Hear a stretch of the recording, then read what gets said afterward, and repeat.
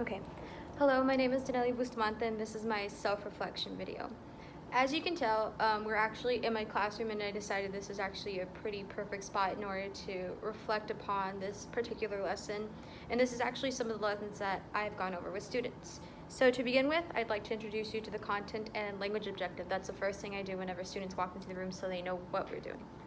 So I have the content and language objective posted here. We always do a bell ringer when they walk in, so it says use the printed information to determine or confirm the meanings of words. Then we usually edit drafts for grammar, mechanics, and spelling.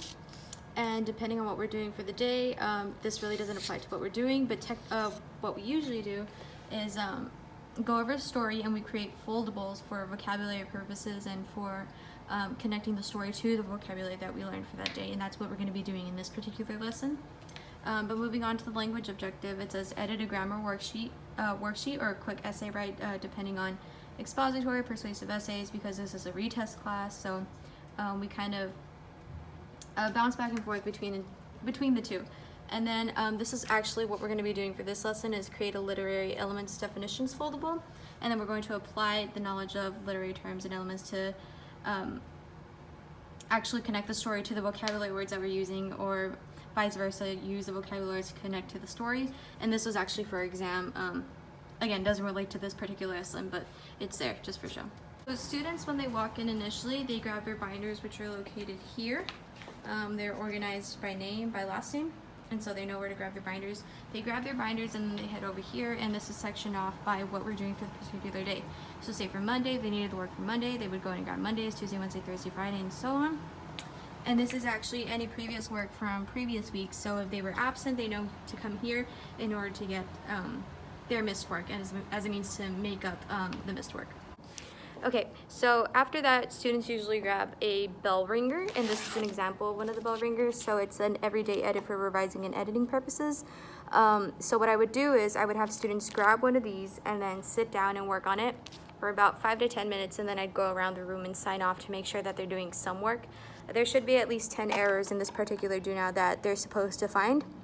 After I see that everyone more or less has finished, I ask the students to kind of point out the things that they noticed was wrong with the bell ringer, and then we'll go over it as a class. So I would use my, if you can see here, I would use my projector as a means to project whatever we're doing for the day. And so I'd use that to project the bell ringer and then go over it with the students. So their individual part of it would be them going over it by themselves individually, and then the whole group, whole class discussion would be, you know, what did we find wrong with it? Let's go through it, let's correct whatever needs to be corrected.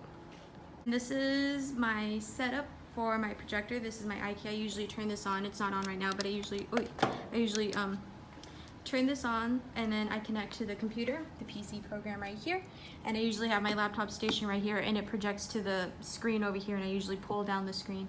But I usually give PowerPoint presentations for whatever we're discussing for the day. So say for this particular instance, we're going over vocabulary as a means to later relate it to the story we're going to cover for that week. So usually what I do afterwards is I have students create this little foldable with vocabulary words. So say we're going over, I believe these are story elements or literary terms. So we have protagonist, antagonist, foreshadowing, flashback, dialogue, and mood. So what I would initially do is have the students create this foldable. Definitions would go on this side, and then examples would go on this side. So they would first create this, and then I would hook up the laptop to the computer and then present a presentation on these words. And that kind of helps students develop definitions on their own. It helps them, you know, kind of gain definitions from what I put up there. After they're done, I would then have them glue this to their interactive notebook, and that usually concludes a lesson for the day. I always try to use higher order thinking questions whenever we're going over the presentation, and I always like to ask students if they have any misconceptions about vocabulary words or concepts or anything of that matter in relation to what we're covering for the day. And again, this kind of prepares them and sets them up for what we're going to be covering later on in the week, because we're going to say connect these words to a story. So just for example, I'm going to show you something that we did for one of the stories in relation to vocabulary words. Let me just look for it really quick.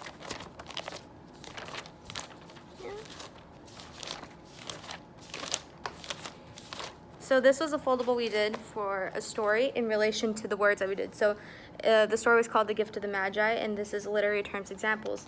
So what I did was I presented this to the students. They created this, and then you see we have symbolism, tone, simile, point of view, connotation, inference, and then they used examples from the story as a means to relate it to the vocabulary words.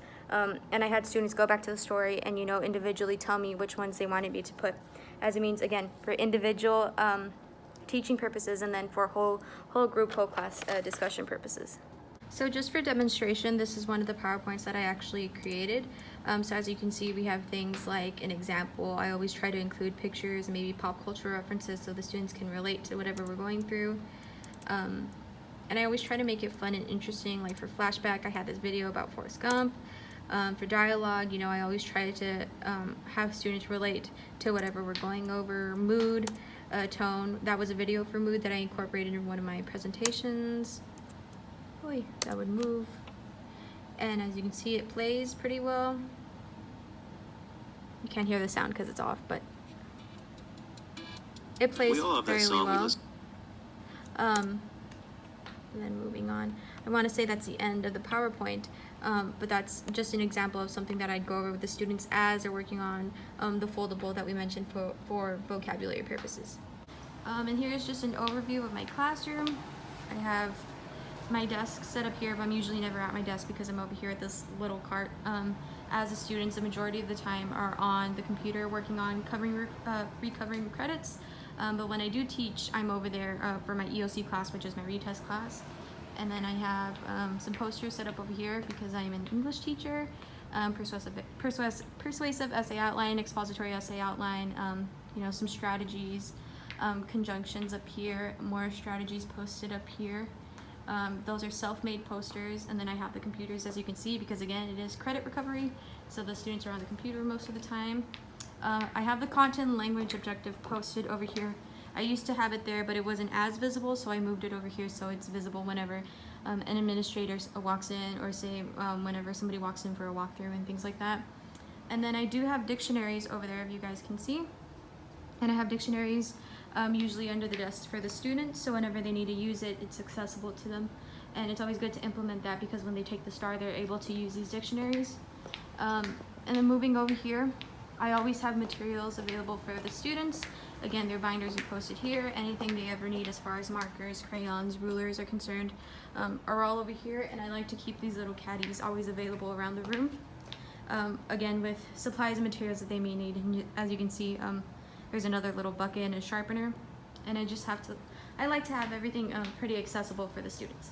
And that was my self-reflection video and kind of an introduction to what I do typically for lessons and how I construct my lessons and how I incorporate individual and whole group class discussions and learning. For the most part, I want to say it's been going pretty well. Of course, there's behavior issues here and there, but it's a high school campus, so I think that's expected. But again, everything's been going pretty well, and I hope to accomplish, I hope that the students that I'm working with as far as my EOC class is concerned, I hope that they progress and I hope that they pass or STAR. That's my ultimate goal. A lot of them, as far as data is concerned, they're pretty weak in reporting category 1, which is associating theme and culture with various genres, and so that's something we're going to work on in our class, and that's one of my that's my student learning objective for the year, actually. And we're going to give them a pre-assessment later on in October, and then a formal assessment afterwards as a means to monitor progress and achievement. But aside from that, that is my self-reflection video, and thank you for watching.